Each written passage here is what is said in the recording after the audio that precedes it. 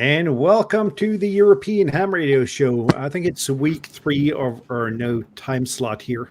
So hopefully, people will get used to the new time, and we'll have some action in the chat today, because today is the Ask Us Anything show. So ask us anything. Let's say at least close to ham radio related, and we'll try to answer it. Besides that, we got a couple of news here. Walt is taking a little bit of a break from the show. He's got too much going on at the same time. So let's see. This guy might be subbing for him a little bit, and we got this guy that's keen to come on. So we'll have a substitute for Walt no matter what happens. Yeah, I think that's about it for the news. So let's move on, first of all, to the ham radio moment of the week. Tobias, what's your ham radio moment of the week? Yeah, you know exactly. I have no ham radio moment of the week because we you already do. spoke yesterday. The biggest moment was finally buying a color laser printer. Yeah, so that annoyed probably half of our Discord. My research in finding one and then buying it, but it's all done now, so you are safe. You can come back into the TEHRS discount. There won't be any more printer-related rants in there. I wouldn't be too sure. There's always driver issues to talk about. Yeah, And but that's not particular to the brand I've chosen. I think it doesn't matter. Yeah, no matter which printer brand you choose, it's always a mess with the drivers. So you have to live with it. It usually is. So, but I was actually expecting a whole different ham radio moment of the week. But I'll do that one. I got that one lined up as well. So we'll get to that one pretty soon. Nothing else, Tobias? Well, I leave it to you guys. You leave it to us. Okay. I think Sean, what's your ham radio moment of the week? You're working on a loop antenna, isn't that correct? And you're muted. Yeah, just kidding there. It was just testing you guys, of course. And, you know, it's been really fun. I think one of the best things that you could do in radio is get out there and kind of test your own things. So you get in this habit of end-fed half-wave, end-fed half-wave. And then last week you guys mentioned a delta loop. And my mind kind of started going crazy. And I just happened to have found a ARRL book from 1976. So I opened it up and said, let's make a delta loop. And it's been a pretty good experience because there's a lot to learn with delta loops. I don't want to ruin everything, but basically there's different kind of balance that could equate to a 4-to-1, and it's important to kind of know which one's going to work best for you. However, I think the coolest thing about it is, for me, the engineering aspect of things. So let me present my screen real quick here.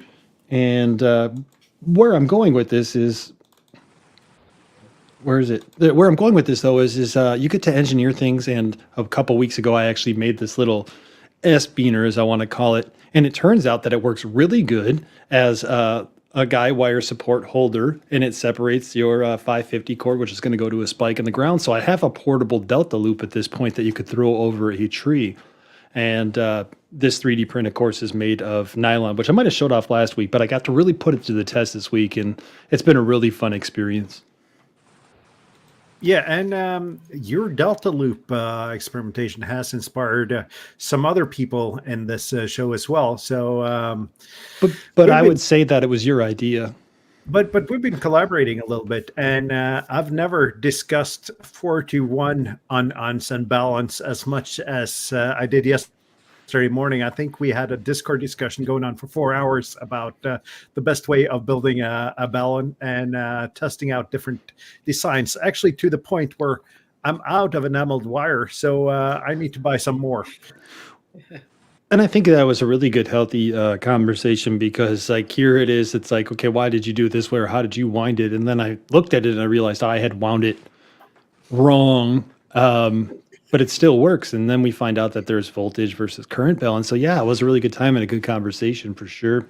And I think that that's what we strive for in radio is like a group of people that you could work with that kind of like pushes you to do better and learn more. or more not pushes you but supports you. And having that healthy discussion. And about healthy discussion, this is the Ask Us Anything show. So line your questions up for us in the chat, and we'll do them once we're done with the Ham Radio Moment segment here. Anything else, Sean? I also have a kind of, it's not up at the moment, but I have been testing a Delta Loop at the home, and I would say that it does have significant difference in the noise level versus an end-fed half-wave, meaning it's not as noisy. And I was hearing stations that were like really low in the noise. So there's a lot to experiment there. And what I would recommend is, a lot of times we tell the new guy, hey, just throw an end-fed half-wave in your attic or out your window, and that could work. But also, let's not forget like how a loop antenna doesn't need to be perfectly triangle. We could tweak it a little bit if that's what it needs to do to work for you. So that's it. I promise you, that's it, guys. Jürgen, what's your ham radio moment of the week? Yeah, I had a lot of them. First of all, hi Steve, Mike 1 Sierra Delta Hotel. He's in the chat. Thanks for the park-to-park today, mates. It's great. As I mentioned to you guys before, I'm here in Oscar Echo 8 on this spa retreat stay because of my back problems I have occasionally. And yeah, after my treatments, let's say, in my off time, I'm allowed to go out, of course, and I do parks on the air.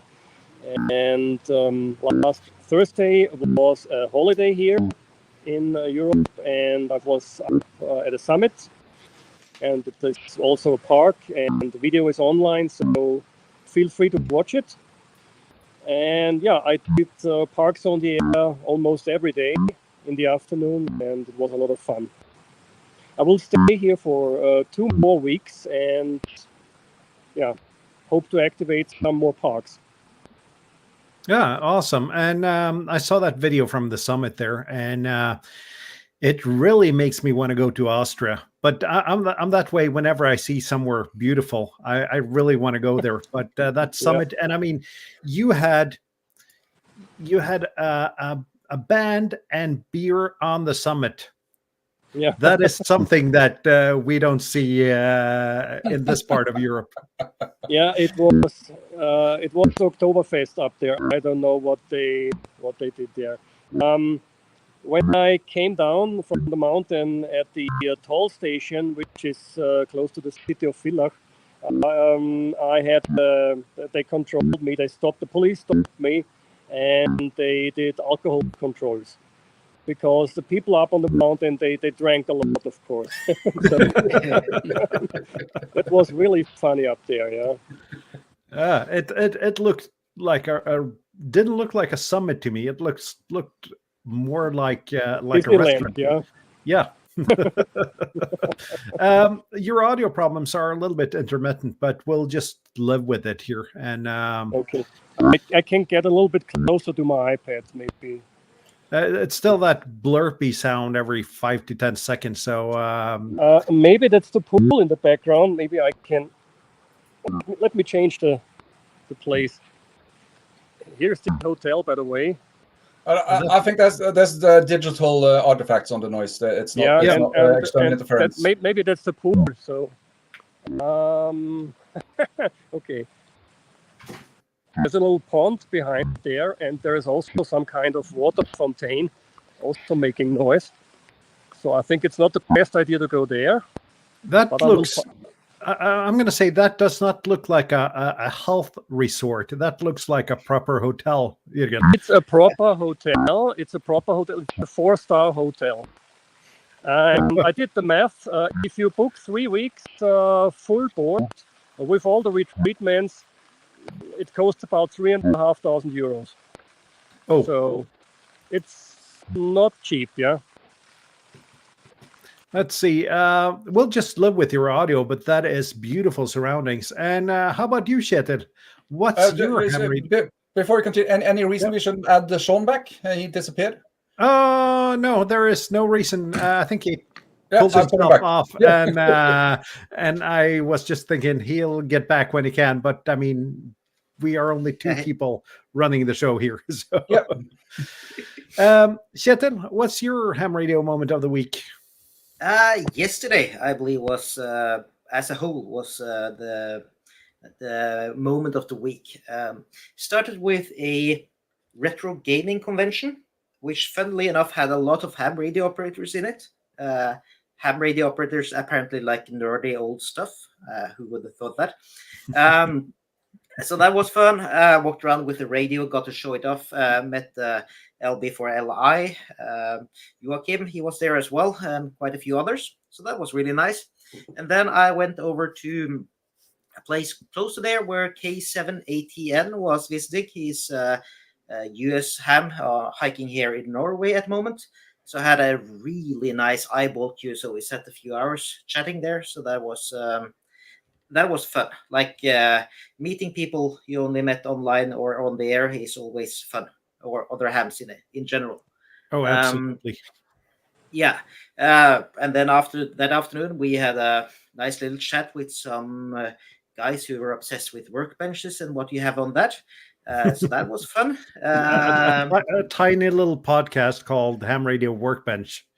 Yeah, I have a feeling you're gonna mention it in like some kind of fanboy fashion over there. So I'm leaving the details up to you, but that was really fun and amazing crew of people. We had some of them on here before, and just a great chat about ham radio and how we operate.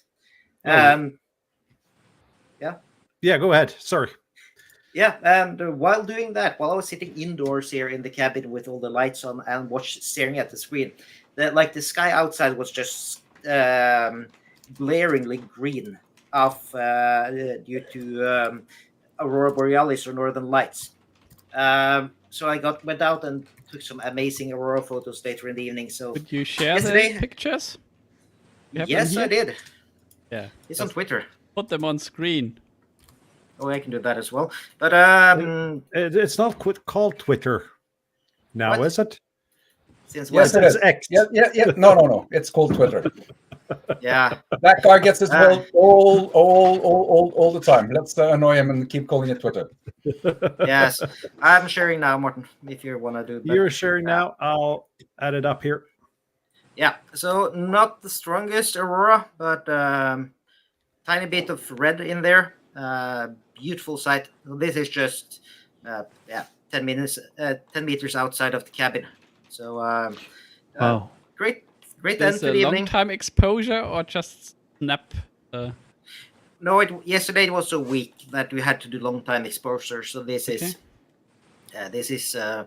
10 or 15 seconds, and all of them are of course adjusted as with contrast and stuff. Like every aurora photo you see online is adjusted in some way to make it show up.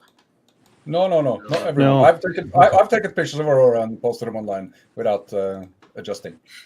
You couldn't see the aurora, but there were still pictures. Yeah, we were talking about the aurora last week, weren't we? I think that was us, wasn't it? Like I had mentioned, like I thought I'd seen it at one point, but I wasn't sure. You mentioned. Yeah, you were out on that with a friend. Yeah, well, that was a pretty awesome thing. So I'm glad to see that people are getting to see that because that's a pretty amazing thing. You had a lot more colors than yours. It is, but this is far from as strong as I've seen it. It can be a lot more colorful, especially up north where Martin is from. It's a lot more colorful. You get blues in there. Reds are much more vivid and so on. So here in the south, it can be nice, but it's not as epic as further up north. And I like that you're a typical Southern Norwegian that say that I'm from the north of Norway. Where I was going to ask. I'm pretty much south of the middle of Norway, but that's country specific. You're north of Oslo, right? Yep. Yeah, that's north of Norway. Some internal humor. So that was yesterday. Amazing day in many ways. Ham radio. Good to have some of these days every now and then. So. And Bob, what's your ham radio moment of the week? Yeah, that's pretty simple. That's the visit to the what do you call them? The people that are more than averagely concerned with workbenches. That's there's a very nice guys at Ham Radio Workbench had us over for recording an episode, and I think that's going to air on the 27th. Isn't that correct, Morten? Yep. As far as I know, it's the 27th. Yeah, and we had a really great time. If Not if you not think, the just need to shortest episode, I can tell you that already. But yeah, it was fun. absolutely, and if you think that takes a long time to listen to, then it takes even longer actually to stay on. But that went by like it just the time that flew, and we had a great time. And looking forward to that getting out, getting published. I just want to say that someone which is now wearing a Heil headset elaborated for a while about his workbench projects. Did I? I have no idea. When I get into talking about stuff, I have no idea whether I spend a minute or 10.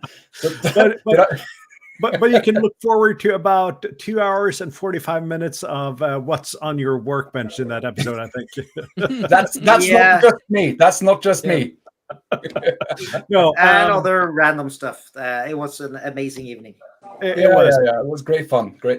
Let's see. Other than that, I'm planning getting more concrete with my plans for my summer holiday, and the first week of my summer holiday is going to be from the 19th to the 26th of September. I'm going to Mallorca to do Summits on the Air.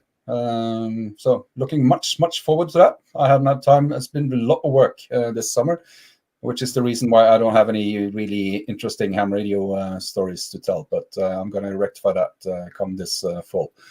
So I'm going down there for a week to visit Summits. Looking forward to that. And I have a question for you, Sean. You said current transformers and voltage, or current balance and voltage balance. Did you manage to create, or is there a way to create a 4-to-1 impedance transformer that's also a current balance, or do you need two? You're muted. I don't know why I'm always muted. Jeez, it's like I hit that button or something. I don't know that answer, to be honest with you. All right. Basically, I started off with a 4-to-1 Bellin, and I'm like, oh, this works great. And it did. It worked fine. But then I read it, if you look at it and you look at the plot, which looks kind of like this. This is artwork, by the way. That's a typical voltage balance. So what I found out was that a current balance is typically more desirable because it really takes the current off the line or off the antenna and makes it a lot quieter. I'll tell you though, in my testing, the current balance versus the voltage balance, there wasn't a significant difference.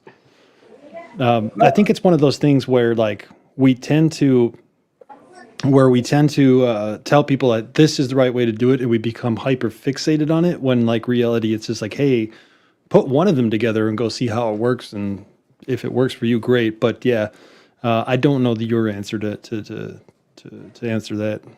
This is Ask Morten anything.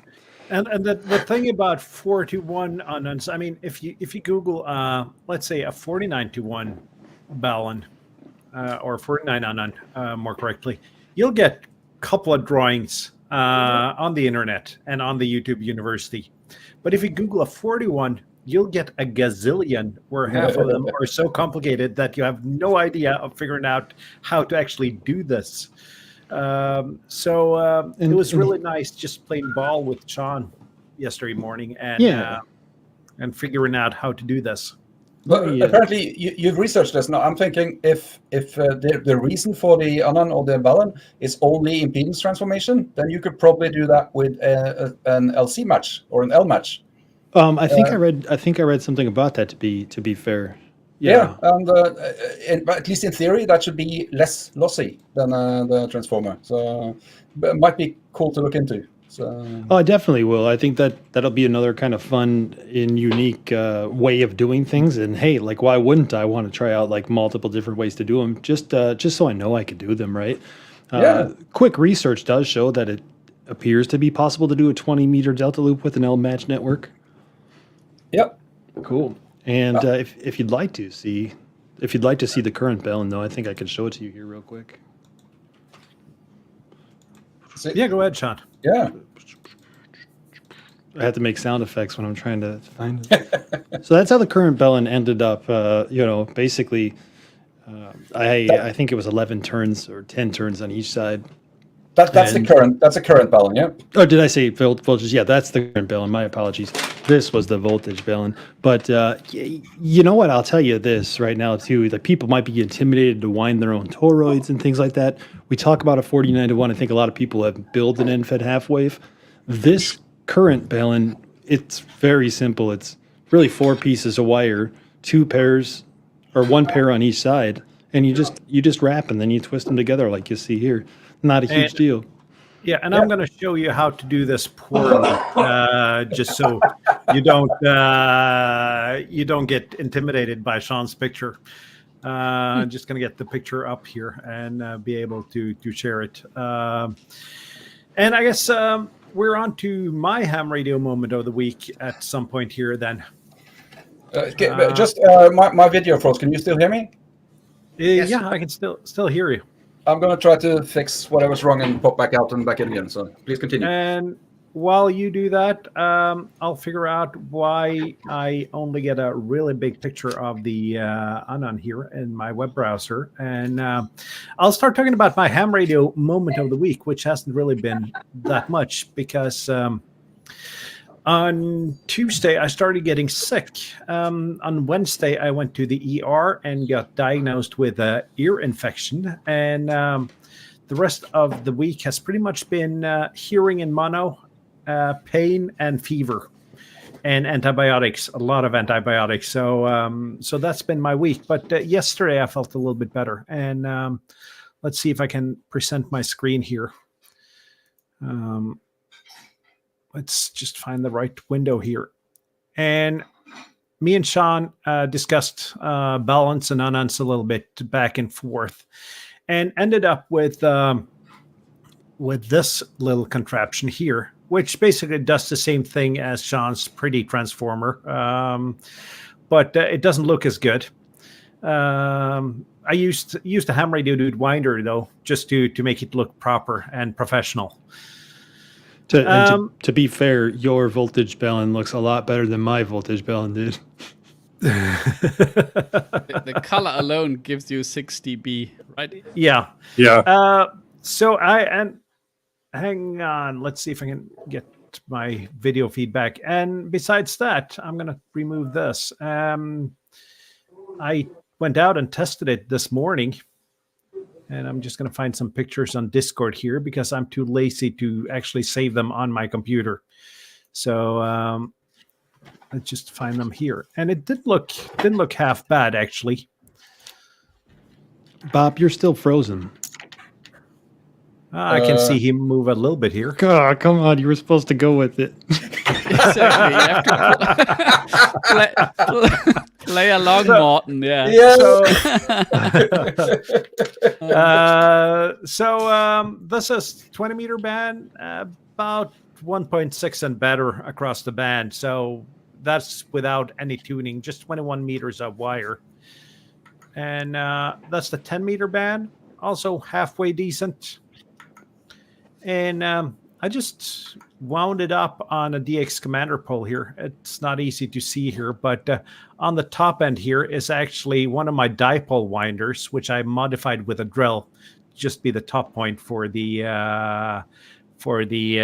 loop there, and just goes across about 1.70 meters above ground, or 1 Morton for people that don't know metric, and it worked pretty decent.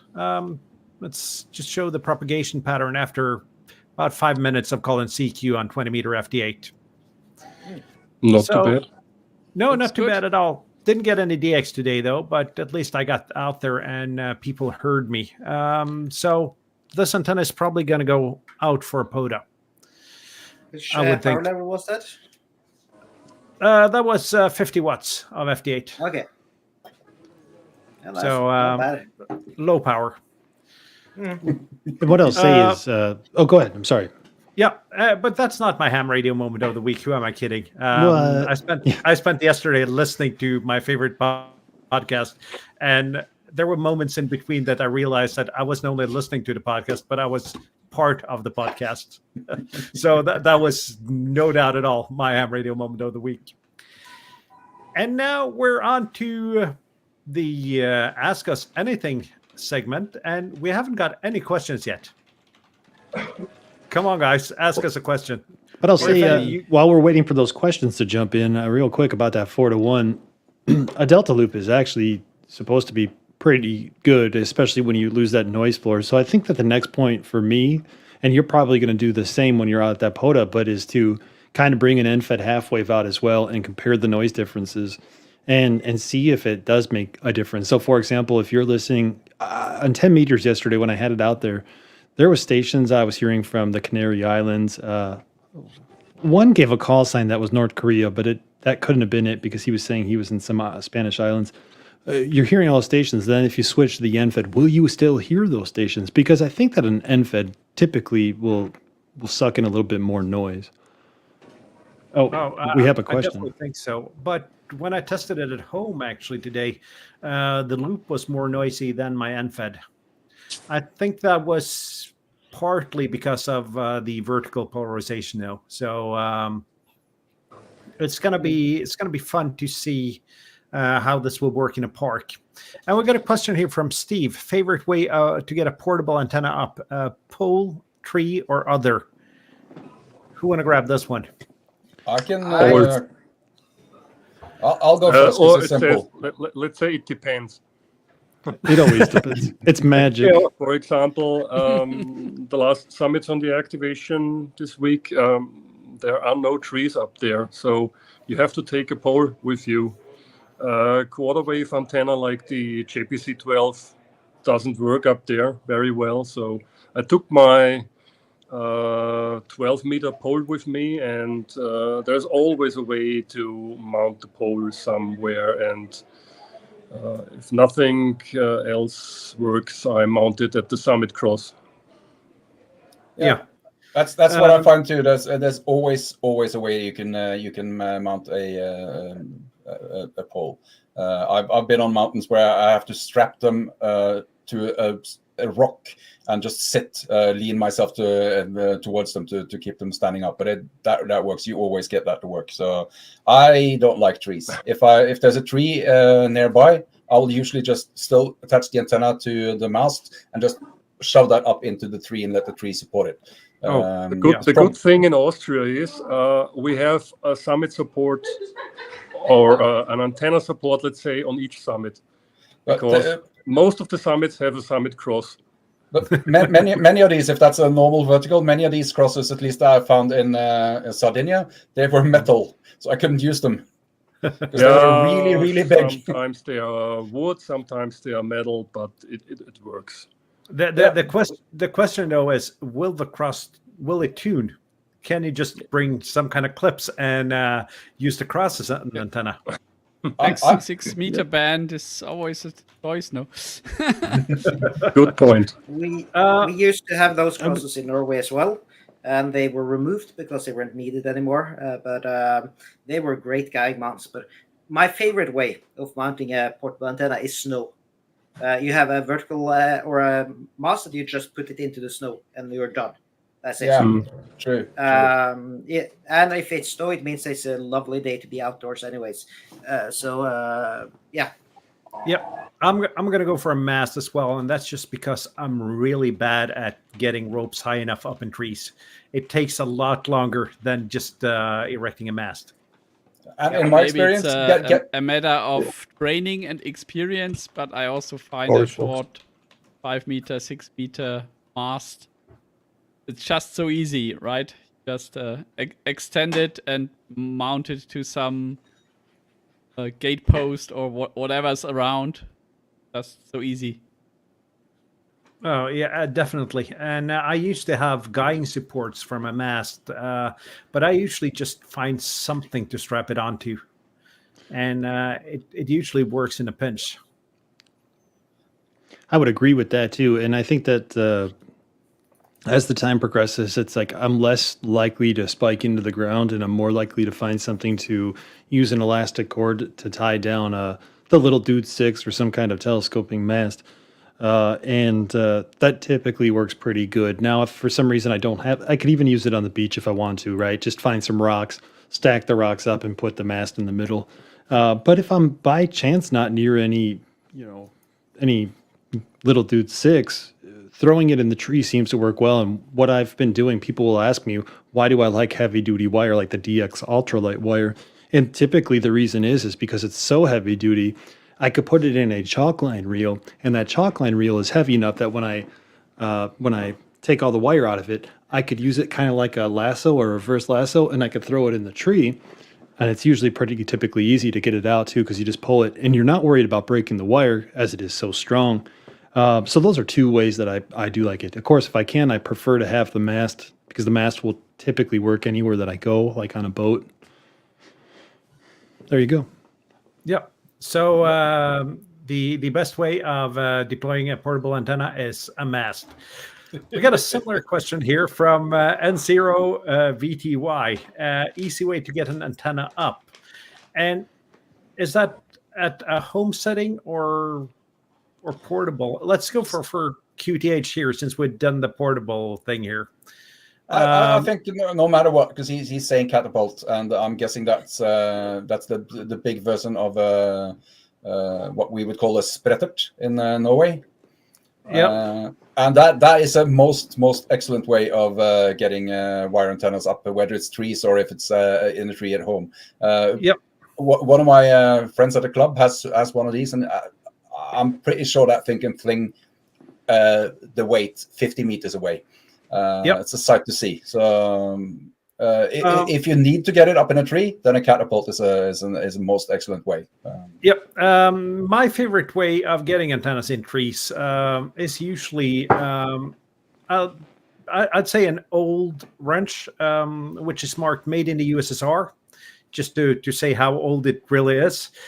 Big, heavy piece of rope, and just sling it around for about 2 hours until I finally get the branch, which is 2 branches lower than the branch I was aiming for in the first place. And at that point, I'm so tired of throwing things up in trees that that's the branch where it stays.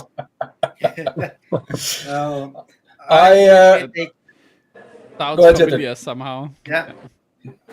I usually take a long 12-meter mast, and I use a loop on the end of it, zip tie loop, and I tie something heavy to it, like your thing, Morten, and then just have a rope running through it, so I can just like put it over the thing I want it over, and then just drop the rope down, and I have it there. You can use your extendable mast to help you get one side of wire into a tree, and then you still have a spare mast for the other side. So that's a neat trick.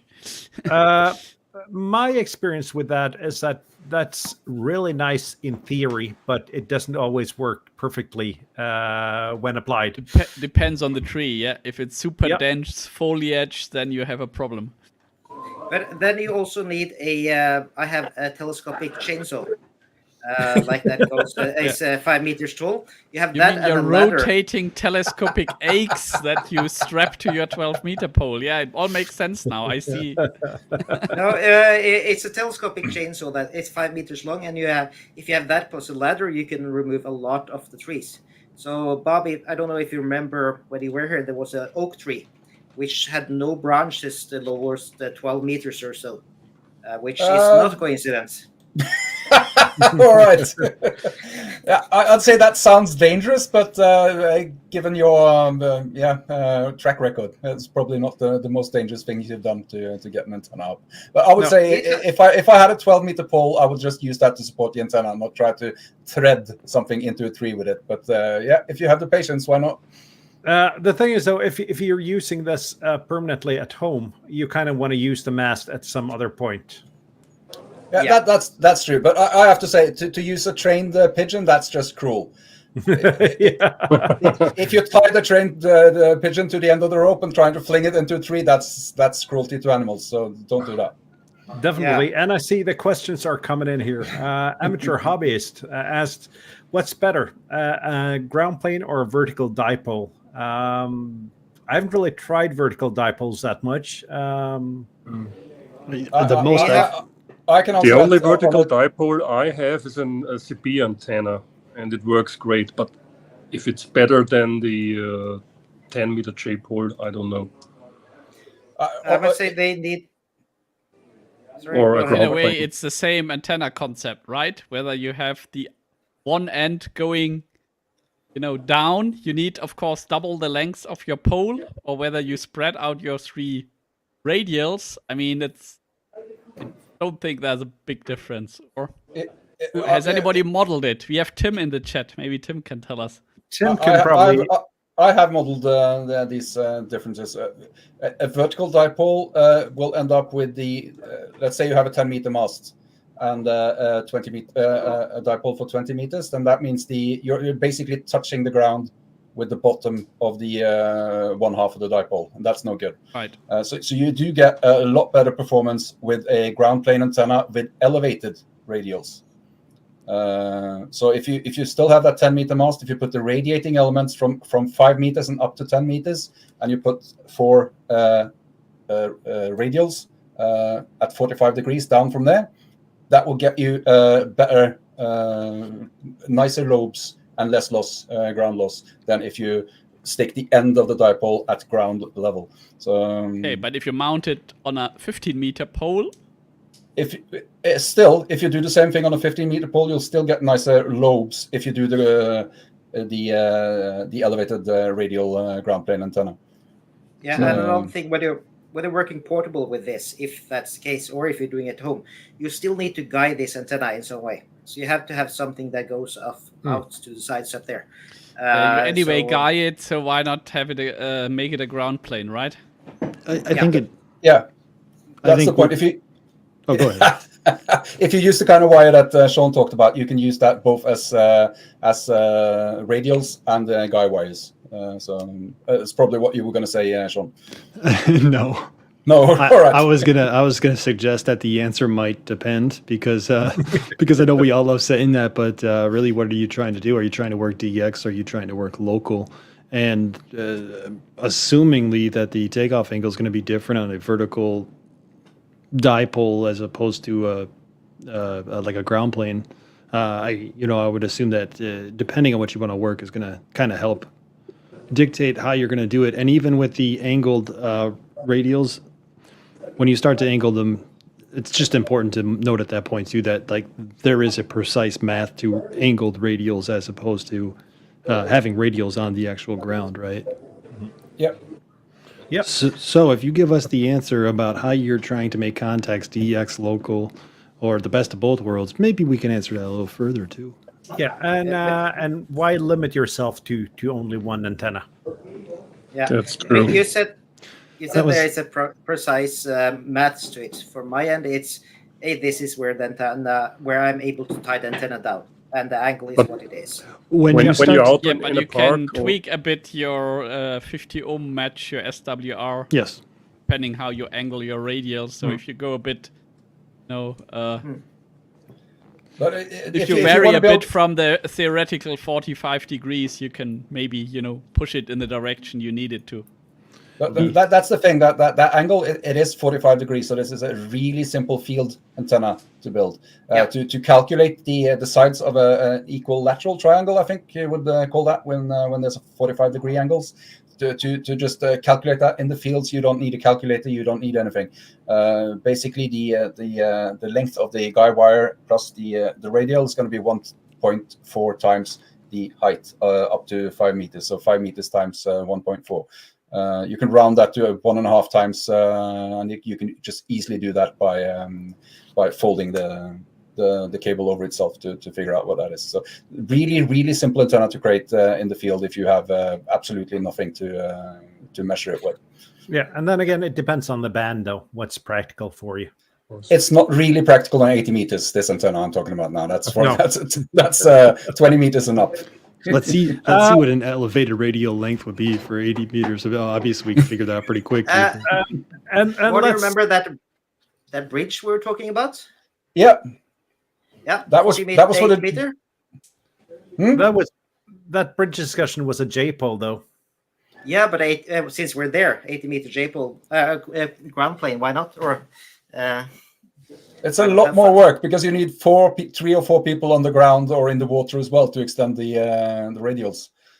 Yeah, good one. We got a lot of questions. I pressed the wrong one here, but I've marked that as well. Kjetil's other YouTube account has a question here. It's CW What? Digimode. I know nothing about this. That's a good question. So how about you answer this, Kjetil? It is a good question. Yeah, for me, I know there's a difference between digi and data modes. And for me, the base definition of digital is on and off, so Morse. But then you have time as well, which means it's something else. So like your D and a da is a different one. So it's not an easy answer. It's not a yes or no, as far as I've seen it. And I do know we're slightly into religion here. Yeah. But we'll skip that question for now, and if we run out of questions, we'll get back to it, I think. Next one from William. Are radials better on ground or slightly elevated? I'm going to answer, they're easier to deploy on the ground, but they're better slightly elevated. I agree. You have to tune them if you elevate them. Yep. The need to tune them is it gets bigger the more you elevate them. If you just get them, let's say, a meter above ground, it's not that critical. But Correct. if you get them all the way clear of the ground, that becomes really critical. That's my experience, at least. And my reason for using ground-mounted radials is basically because I got a fixed radial net that I use for a whole lot of different antennas, and that means I can use the same radial net for all my vertical antennas and my random wires and such. And Darren is considering buying a Yaesu FT710 for POTA. Yeah, do it. It's heavy. If he's buying one for SOTA, I would say he's a tough guy. Yeah, for SOTA, it would be a definite. It depends the kind of POTA, though. If you're going to operate from your car, yeah. But still, then it's a relatively huge radio with high power consumption. I would. This is the one with the big.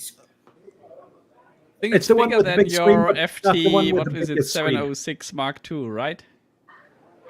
Morten. The 706 Mark II G is the perfect radio for POTA. No, There's that's what I'm saying. many. The FT 710 is definitely bigger than that one. it's a lot bigger. The 706 is a mobile radio. This is a base station shack radio. Although it comes in what they call a portable version, I think. That's just without the extra speaker. The speaker, yeah. Everything else is the same thing. I do it if you're the sort of operator that goes and normally sits on a bench when you do parks on the air, and normally just walk a few minutes to the car. Exactly. Fantastic So radio 5 for, minutes out of the car to the bench, then it's fine, yeah. But if you have like 1 hour hike ahead of you, maybe not. Yeah. So and even if you're considering the 710, by the way, I agree with your point. I mean, like, that's a heavy, bulky, large radio to be going much further than to the picnic bench. And if you're going to be hiking at all, maybe like an 891 or whatever, if you're set on Yaesu. But if you are, for some reason, set on a 710 form factor, you can consider for just a little bit that, and I talked about this last week on my live stream, but the Yaesu FT991 is not just an HF radio that does have digital noise reduction, maybe not as good as an algorithm as the 710 or the DX10. However, it still currently uses a 991. Oh, I don't see you're going to get much in the upgrade for that. No, I'd keep the radio I had then. I have to say that for those that hasn't used the 991 all that much, the spectral display on that one, it's really, well, let's say, not as nice as more modern radios. Oh, sure, absolutely. You do get a larger screen with the 710, absolutely, but you lose VHF and UHF. I think it might be the same generation as my FTDX 3000. Yeah, it also has a waterfall, but it's like super sluggish. So I always use the output on the back with the RTL SDR to get the waterfall here in my shack, because that's really nice. The waterfall on the display is basically not really helpful. The thing with the thing with the 991A is that there was a 991 without the A, and that didn't have a live waterfall. That was the same as the FTDX 1200 that I had, which you could either hear the audio or see the waterfall. Yeah. So, no A. Yeah. And it's a really nice radio. I have that radio. I've even taken it on summits, but it is heavy. And again, if you want a heavy radio, why not go for the 710? I'd do it. I'm gonna have to buy a 710 now. And again, I would think that it would have to do with what you're looking for, because even though the 991 doesn't have a full waterfall display, I think the 991A fixed it, didn't it? So now the waterfall is full display. Yeah. So that is nice, but then also you get that VHF, UHF, and if that's your thing, great. But if you're not going to use VHF, UHF, yeah, maybe you look at the 710 for the upgraded screen, the better algorithm as far as the digital noise reduction goes. I mean, they're all good radios, to be honest with you. Yep. The correct answer here, I think, is it depends. This could have been a really short stream. Next question. I already have the answer. It depends. Next question. Steve asked if we've been checking out the worldwide bunkers on the air. I have not, but I hope it comes to Norway. Let's put it that way. Yeah, I played a little bit around it when they were doing their event before Christmas. But then at that time, they weren't ready to move it over to Norway. So from what I understand, they're looking for an association manager in Norway. And we do have quite a lot of bunkers. Somebody built that over here, and they are everywhere. There was a period in the early 1940s with a lot of construction. Yeah, not there, but also the Swedes did. Remember, for example, your fancy little Fredrikstad fortress thing that has bunkers in it. So that would be a lot of references. But that's the Danes, though, to defend us against the Swedes. Yes. So like those both world wars and before and after the wars, there are a lot of them. But it was fun. I sat in a huge German coastal fortress, speaking to a guy that was activating a Royal Observer Corps bunker over in the UK, which was activating both bunkers on the air. So that was cool. And it's fun that it's spreading around. Maybe somebody will pick up the pace and get into Norway. Hopefully. I have enough on my plate to have any opinions on that, or actually put on the work. Next question, amateur hobbyist again. DX or ground-mounted vertical apartment with little space, and then he only has 1 by 1 meter to mount an antenna outside. That's gonna have to be a vertical. Yeah, it's gonna have to be a vertical, but there's still the issue of grounding the antenna, though. So, what is your ground options? Do you have a railing or something you could use as ground, or there's going to be a lot of radials if the spot is only 1 by 1 meter? I'd say use one of these mats that I think Tim uses. One of these mats, woven metal mats. What do you call them? You're muted, Sean. Faraday cloth stuff. Yep. Magic carpets. Magic carpet. Use that and connect that. Use that as the ground part of the antenna. Or just some the problem that I have found, at least in my little garden, is that a vertical doesn't really work well at all, because I have like houses on 3 sides, and I have just a very narrow gap between the houses in a direction which is not interesting for DX. Yeah, so my NFET half wave here that is zigzagging around in the garden beats the vertical any time, because there's just too much in the way. Yeah, I mean, it has a low takeoff angle aiming straight to the neighbor's house, right? So, I made a video called the Hamstick Commander.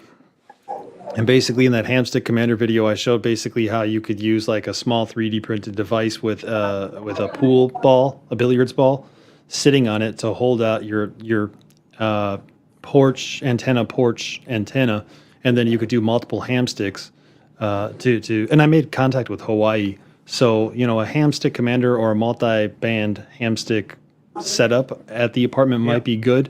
But the other thing that you might want to really consider is if you have a porch out there, or even if you could look out your window and maybe you see a tree, maybe you think about throwing a very small concealed wire to that tree that won't be able to be seen by anybody else. And now you've given yourself possibilities for a random wire antenna, like a 9-to-1 or a 4-to-1. And it's really not that more complicated. Actually, it might be a lot easier and simpler too. So depending on how your apartment looks and the layout, you might be able to get ideas like that. And Stu's got a suggestion here with a hamstick dipole. I mean, that is compact and it's balanced somewhat. It's not going to be the best performing antenna, but then again, it's whatever gets you on the air. I think Stu, that was Stu actually streaming quite a bit from a hamstick dipole a few months back, wasn't it? Probably the only person I know that has had a rotator and an amplifier with the hamstick dipole. I seem to recall that worked quite nicely. So go for it. Yeah. But just one last point: if you have 1 square meter to put up an antenna, consider maybe a mag loop. That's also a good option. It's a decent option. You're gonna, it's better for digimodes than it is for sideband, but it will get you on the air somewhat. Yep, 400 watts. Yep. Fantastic. Let's see. You shared a video here. That's Sean. the hamstick commander video, where like if you choose, the hamstick commander is a multi-band vertical hamstick antenna. So basically, it's a DX commander, but it's hamsticks instead of. And it actually was made for apartments and patios. Yep. William says, is a STIBA antenna good for home or portable use? I have no idea what a STIBA antenna is. Sturba, maybe? I'll Google it. If it is, that's a huge antenna, isn't it? I think he's trolling us. I think yes. Let's see. No, it's not. Let's get a picture here. Find a picture and show here. Let's see. They look big. They look huge. I'm gonna share a picture here. But I would say I would love to have those as a home antenna. Yeah, I'm just gonna say. Yeah, I can fit those in my attic. Yeah, I'm gonna say no to that. Yeah, but like if you were able to have that at home, Morten, wouldn't that be cool? Oh, it definitely would. But it's a nice POTA setup. You just set up for, I don't know, 3 or 4 weeks. Yeah. You finally get done and they're like, park's closed. Yeah. And then we got a good question here. Yaesu or ICOM? It depends. It depends. If you're a new ham, I would say get an ICOM because your life as a beginner is just so much easier. It's easier, but still, if you're a new ham, the noise filters on a Yaesu are so much better than an ICOM. That's true as well. This digital noise reduction on Yaesu is really always blowing my mind. This what basically led me to buy the FTDX 3000. I saw a lot of videos and saying, hey, should I get I was also considering the 891. I actually had a bid on eBay out for 891, but I didn't get it. And in the end, I thought, oh, yeah, the noise reduction is so nice. That's, for me personally, that's more important than that it is pretty easy to use. But everybody has to make their own decision what prioritize. Yeah, I have to say to that question as well. I love Yaesu radios. I think they make fantastic radios. They're not nice to use, but they're fantastic radios. I have the 991A and I have the 897 and I have other Yaesu radios. They don't get taken up as much as my 705 and now hopefully my 7300 once I get that. Basically, what you want is the technical capabilities of an Yaesu, the look of a Kenwood, and the usability of an ICOM. This is what That you would really be fantastic. That would be the best radio ever. Yeah. exactly, Yeah, exactly, yeah. And the price of the if Zygo. so, you should get a Flex. No. So I enjoy Flex, but having a power outage at the house, it really becomes difficult to be able to operate radio with no power. Because then you got to somehow figure out how to power up a computer or laptop, get a Wi-Fi going, so you Yep. could, or you That- have to hook directly into the Flex. That's why you use a Maestro, but you're still dependent on a network infrastructure to get the most out of a Flex, and so it's not the radio for everyone. But And it does not have the look of a Kenwood. Sorry. Still waiting for a Flex at the size of an 891. but That would be cool. Mine's not too bad though. Let's see if I can switch cameras here. Let's see if this is my freehand camera.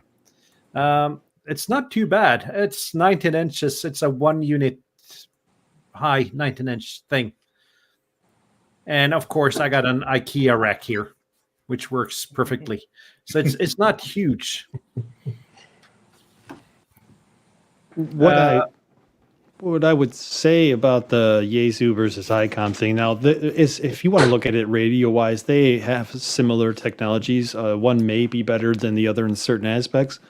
Where you really start to look at, and I can't give you an answer either way, but where you really start to look at who's going to have the better service, who actually responds to their customers' support tickets and requests, but also who's upgrading their firmware frequently to meet the demands of the end user.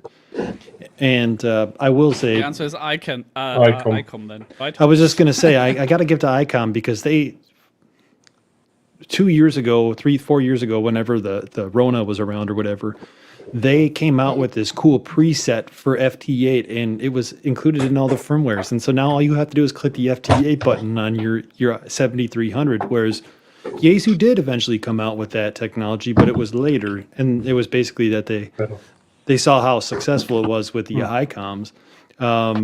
It seems to me that the ICOMs, I guess I am telling you my opinion. I love my Yaesus. I have only Yaesus now. I got rid of all my ICOMs, but I still prefer ICOM.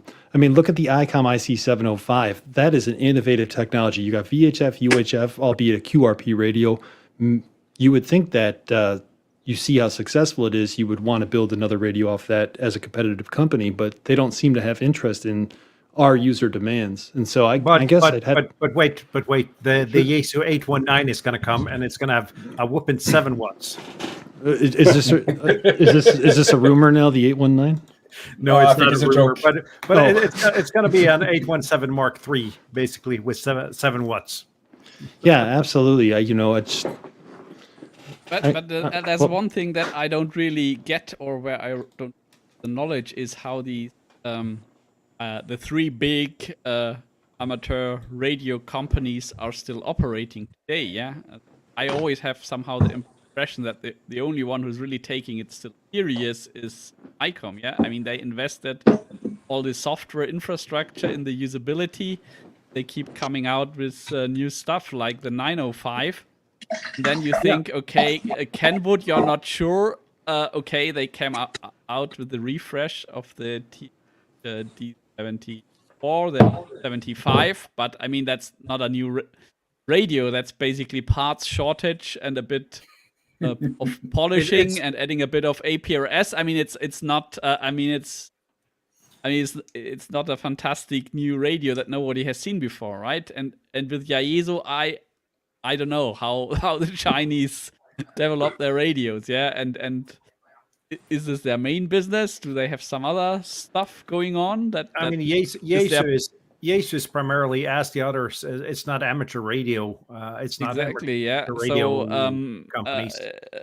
I fear that it's there was a founder once, which was a ham, which established this whole product line, yeah. And once the founder is gone, or that interest in amateur radio is gone, then maybe also the innovation going away for the company. So, but I would go to a physical, if you're able to do it, go to a physical store and touch and feel and see which radio you really enjoy, or find a fellow ham, as there's bound to be both Jesus and ICOM fanboys in every club. So try out different radios and find the one that you like. And we have one more question. I see we're at the hour mark now, and my kids are starting school tomorrow, so we gotta end this off. But William's got a question. What's the best for a Delta loop, vertical or horizontal? And where do you want to radiate? That's my question then.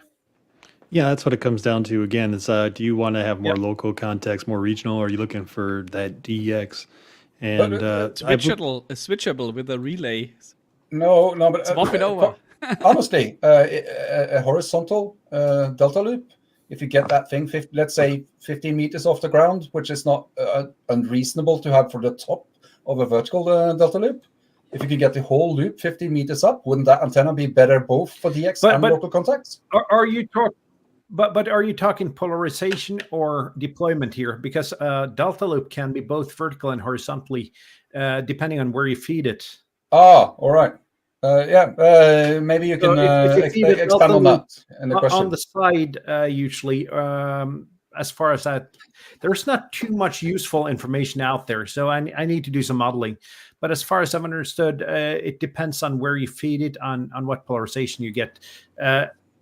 No matter if there's a nice page in the Rothammel which tells you if it feed it from this corner, from this corner, from this corner, it's horizontal, vertical. But I really never understood it. I must say, because it all looks so similar to me, and I cannot visualize the voltage, current, electromagnetic field distribution in order to understand it. And that's exactly. If you're working DX, it really doesn't matter if it's vertical or horizontal, because the polarization is changing anyway. Yeah, but it depends on your radiation angle, though. Yeah.